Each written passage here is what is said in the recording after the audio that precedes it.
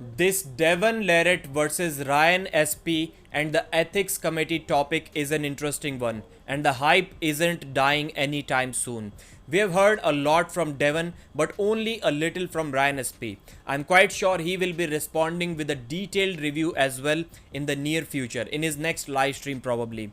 So, what is the topic? We are going to discuss all of that today, how it started, and who is right, who is wrong in my personal opinion. We will discuss all of that. What does the ethics committee mean? What does it do? And what are the implications now? If Devon is found guilty, what can possibly happen to him? We'll discuss all of that, some of the interesting comments from you guys as well. So going to be a really interesting video. I'll also give you my personal opinion on what are the wrong things that these guys did and what they should have instead done.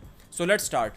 Devon said his claim is that Ryan SP was calling him out for about 15 years. Ryan wanted that super match on the left arm, but for some reasons, due to less incentive and due to timing issues, this match couldn't happen. So Devon went to the Canadian Nationals to beat Ryan SP. Not only to beat him, but to embarrass him by beating him again and again, by himself losing and going down to the losers bracket and beating Ryan SP there as well, so that he cannot stand on the podium that day. So that's the basic issue.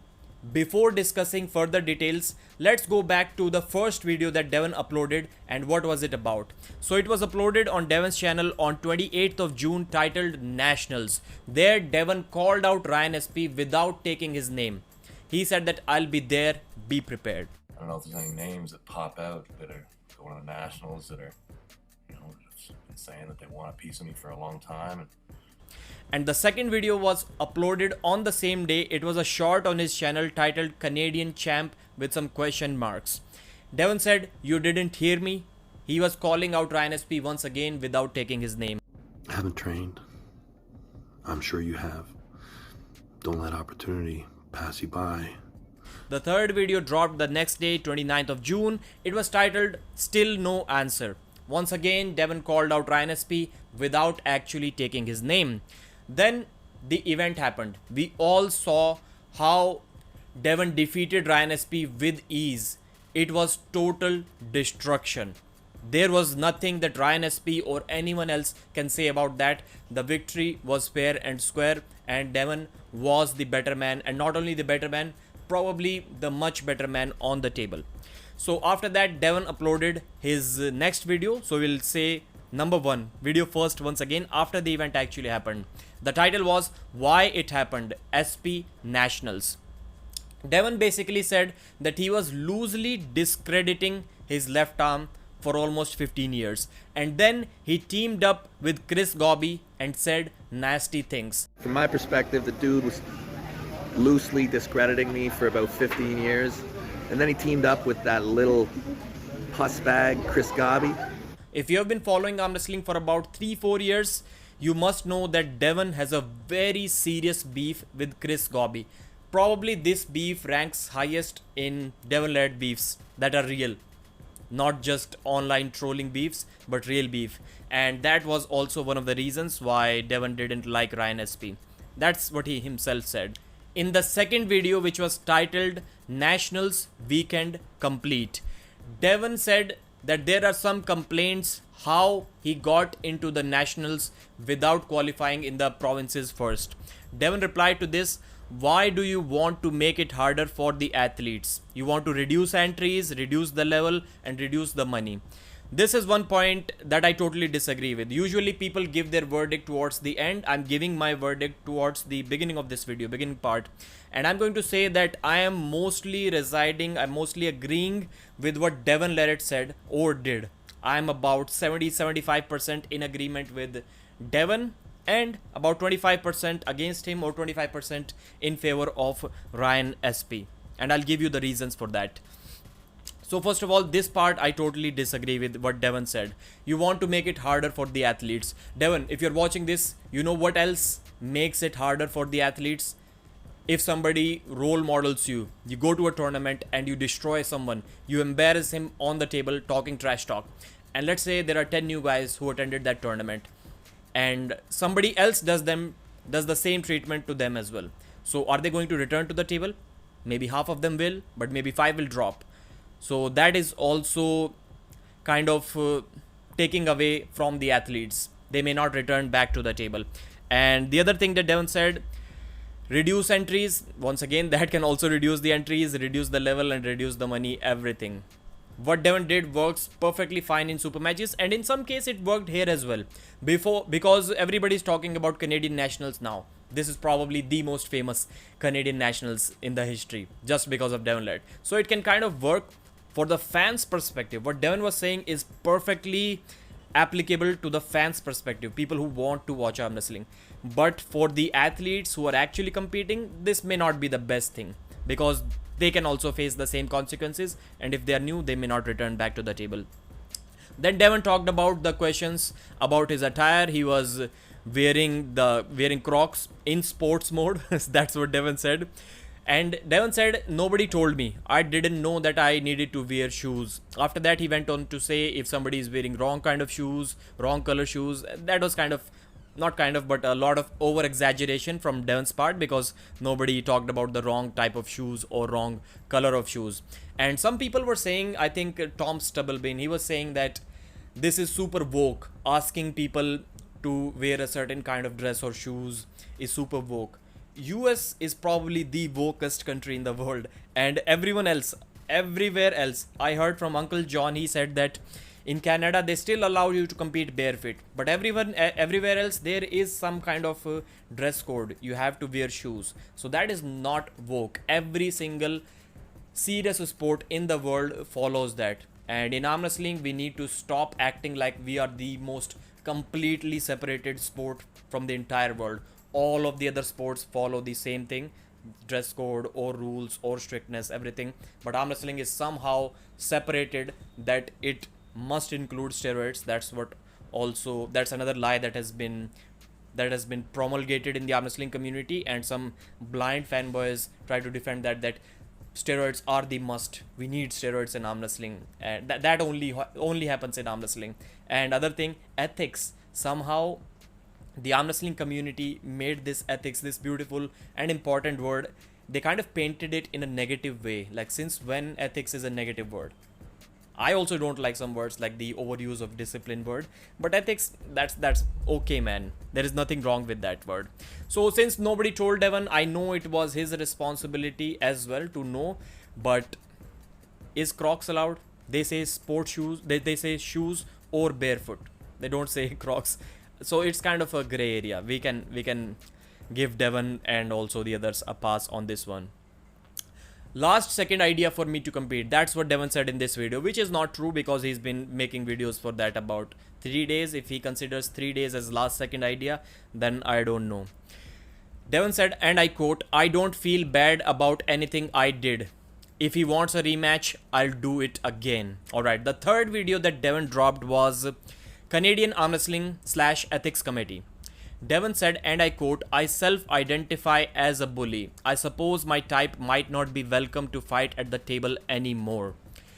So this is something, once again, that I don't have a problem with. As I said earlier, some athletes may get discouraged if they get trash talked and embarrassed on the table. But for the fans, it is kind of okay, and it is kind of necessary as well. It gives a lot of exposure. And bullying, I don't personally identify as a bully, but I have nothing against it. Bring back bullying. That's kind of necessary in some way. So what exactly is the Ethics Committee? The full name is Ethics Advisory Committee. It was formed in 2021. And these are the responsibilities or requirements of Ethics Committee. You can take a screenshot or pause the video and read them. In the fourth video, Devon said the title was Charged with Abuse. And they requested to keep this warning or charge private, but Devon made it public anyways. So what does this say? Can he make it public? Does he have any consequences after doing that? So the oath of confidentiality, I'll show the screenshot. It is applicable to everyone, but mostly the official part. They cannot reveal the details of a person or the charges of a person. It doesn't say much about what Devon as an athlete can or cannot do. And first of all, the codes of ethics, they apply to everyone, not just the athletes, but the referees, the officials, the organizers, even the fans, even the spectators present there. It is applicable to everyone. So these are the entire sections of abuse. Within the abuse section, what are the subsections that you can be charged with? And Devon was charged with meant to ostracize, belittle, threats, intentional humiliation, taunting about physical appearance, and internet bullying. Devon said that he's at some point of time called Ryan a bowl of porridge or something. So he also said that, and I quote, "These charges are open to interpretation. I can be guilty of these a million times over because I've done every single one of them, depending on your interpretation of all of these things." Devon went on to say that he won the Murray Park Award in 2000 for good sportsmanship. So he's been a sportsman, good sportsman. I don't know how much what happened more than 2 decades ago is applicable in today's world. I'm not saying that he isn't, but that's kind of, that should expire by now, Devon. Okay. Then he further went on to say, "I have to say I'm quite upset and somewhat embarrassed by Ryan SP. Ryan is embarrassing Canada at the CAWF. I am embarrassed. That is not a fighter. Fighter should not complain." That's what he's basically trying to say. I tried to read everything in the ethics committee, and mostly I found that it can be somewhat more applicable to the officials, the organizers. It says that ESC complaints need to be submitted. Okay, I'll highlight that. There needs to be 3 warnings. I'm not sure if they gave Devon any warnings or not. Alright, now let's read some of the comments before I give my verdict. Or maybe I should give my verdict before that, because the video is already getting really long. So what do I believe? What has Devon Larratt done wrong? First of all, let's discuss that. Competing there without qualifying in the provinces or states, as they call in other countries. Devon did not qualify for it. I'm mentioning this point here, but I am going to say that this is not Devon's fault. I'm just mentioning it here because it can give more clarification. It is not Devon's fault. It is the organizer's fault. But Devon competed there without qualifying. Second of all, competing there with PEDs usage, drugs usage, performance enhancing drugs. And there is a kind of a gray area. Once again, I hate to use that word gray area, but there is a gray area here, because it says somewhere, Ryan SP told me, or even said in his live stream, that it says that you're supposed to be drug free, but it doesn't say anywhere that we are going to drug test you, and nobody has been drug tested there. So that's the point. Some people are saying at least Devon is admitting everyone is on PEDs. That doesn't work like that, because let's say if 3 people have done some offense and one of them publicly admits it, guess who is going to be the first one who is going to be charged? The one who admitted. Just mere admittance of something wrong that you did doesn't reduce its effect or what you did. I hope I'm able to make my point clear. So once again, it was not tested, but people were supposed to be drug free. I would hope that the enhanced athletes stay away from these type of events. And next, losing intentionally. That's the biggest thing that nobody is talking about. All of these other things that Devon may have done combined is not even 10% in my opinion compared to what he did by losing intentionally, and that's what nobody talks about. That's a serious disrespect of the sport. That's making a mockery of the sport, as Bart would say. You should not lose intentionally. Devon should have been the person who should be standing at the top of the podium, on the first place, but he wasn't. He was on the second place, and that is a bad thing in my opinion. And under no circumstances you can say that this was a strategy, because in arm wrestling it's easy to sometimes say that I lost because it was a strategy, I wanted to save energy. No, you lost because you wanted to embarrass another person, and because of that you didn't finish at the top of the podium. That is a huge disrespect to the sport. I am totally fed up with guys intentionally losing, giving rounds away. No serious sport does that.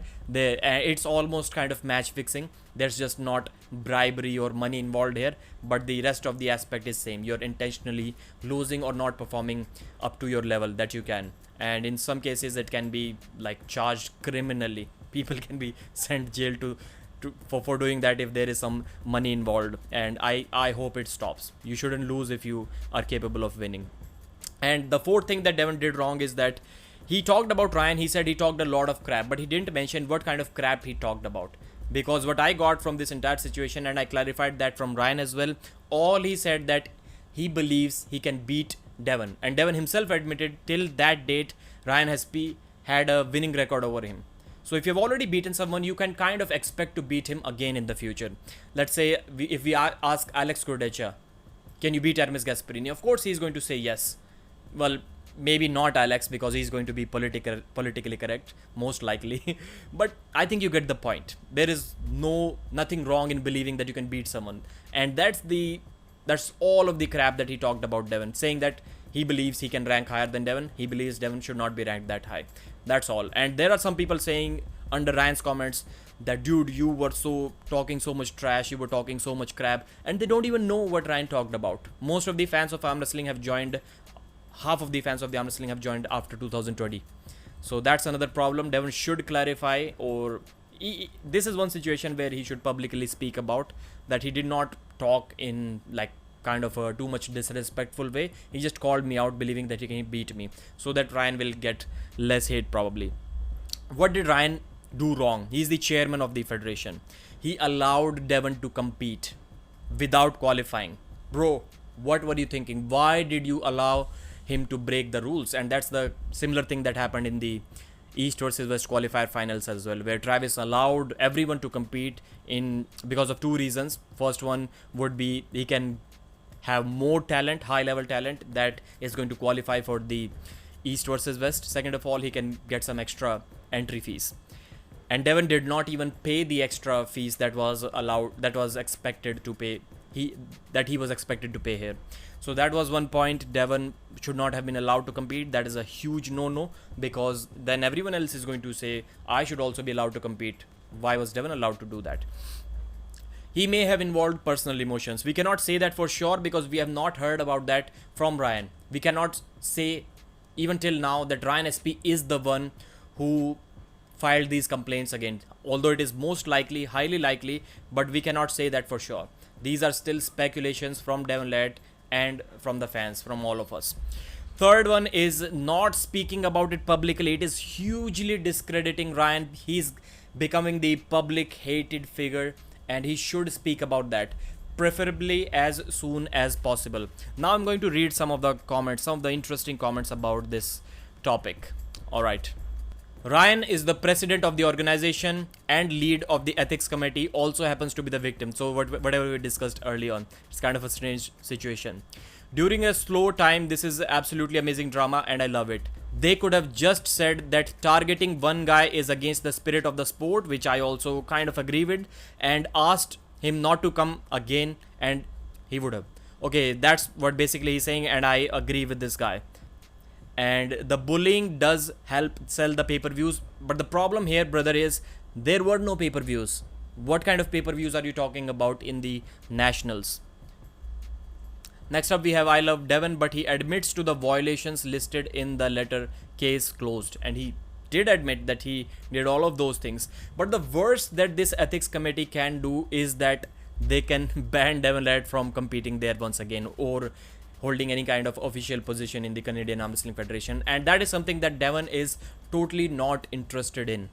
So they cannot basically do anything. Their protocols say in really high extreme cases, only then they will ban someone. So that's the most extreme case that is going to happen here, and Devon doesn't care about that.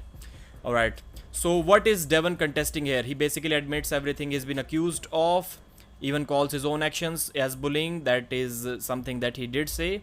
Once again, maybe he should avoid participating in organizations where he disagrees so strongly with their terms. As Devon was speaking early on that this is wrong, so maybe don't compete there. Please don't talk to anyone about this. Okay, that's what they are trying to hide what they are doing. That's what this person is saying. Why would SP destroy his name like this? That's what I was talking about, brother. You need to speak as soon as possible. It is kind of harming your, discrediting what you have done throughout your career. So that's my take on this. The biggest take is, guys, please call people out for intentionally losing. Please call people out for the drama that Vitaly Lalitin and Dmitry Salayev did over there, trying to fool the fans, losing intentionally. If it is a part of a strategy and the athlete still comes on top, then it's kind of acceptable. But beating someone again and again by going to the losers bracket, that's not the part of a strategy that helps you to win, to place at the top. So these things need to be called out more. Thanks for watching. Like the video and subscribe.